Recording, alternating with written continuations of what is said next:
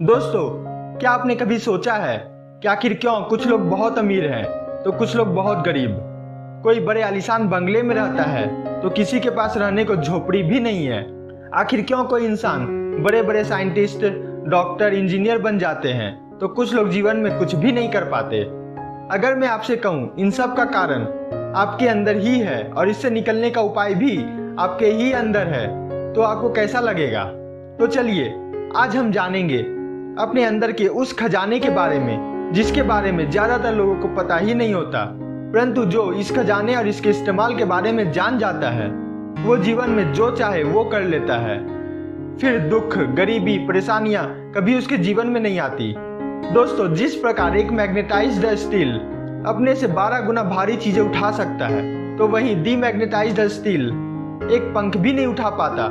ठीक उसी प्रकार एक मैग्नेटाइज्ड मैन हमेशा कॉन्फिडेंस से भरा रहता है और वह जानता है कि उसका जन्म ही जीवन में जीतने और सक्सेस पाने के लिए हुआ है, तो वहीं डीमैग्नेटाइज्ड मैन हमेशा डर से घिरा रहता है।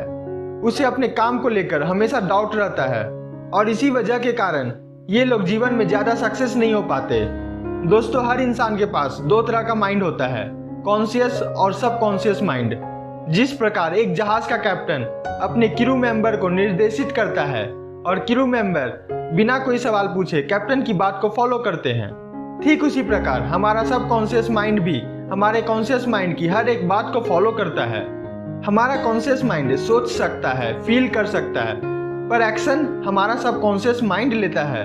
अगर आप डरेंगे, चिंता करेंगे, खुश रहेंगे या फिर आप जिस किसी भी अवस्था में रहेंगे, तो आपका सबकॉन्शियस माइंड आपके लिए ठीक वैसा ही वातावरण तैयार कर देगा।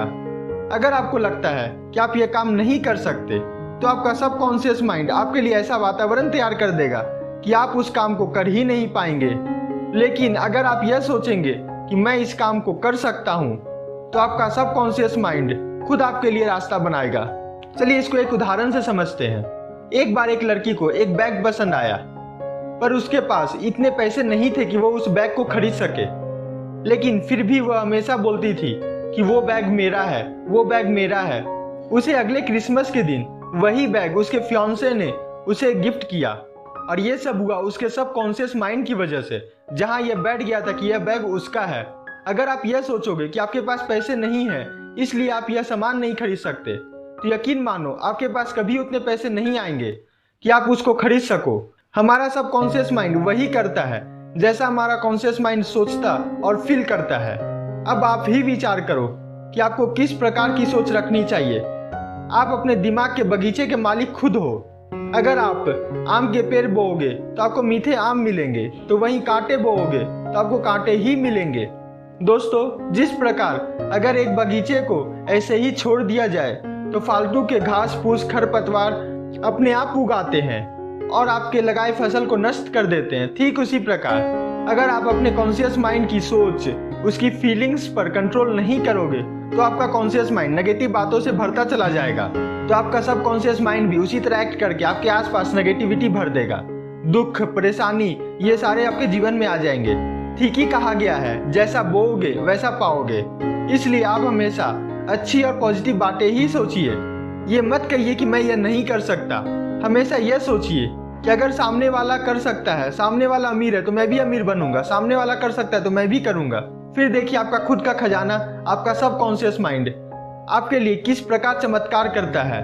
दोस्तों, आज हमने जोसेफ मर्फी द्वारा लिखित the power of subconscious mind का पहला चैप्टर के थ्रू यह जाना है कि हमारा सबकॉन्शियस माइंड का पावर क्या है और यह क्या क्या कर सकता है। मैं आगे के सभी चैप्टर एक एक करके चैप्टर वाइज अपलोड करता जाऊंगा, इसलिए हमारे चैनल को बिना देरी किए सब्सक्राइब कर लीजिए। अगर आप हमारे वीडियो को लगातार फॉलो करते हैं तो यकीन मानिए आपके अंदर जल्द ही चमत्कारी बदलाव देखने को मिलेंगे। तो फिर मिलते हैं अगले वीडियो में। तब तक के लिए खुश रहिए, मस्त रहिए। जय हिंद, जय भारत।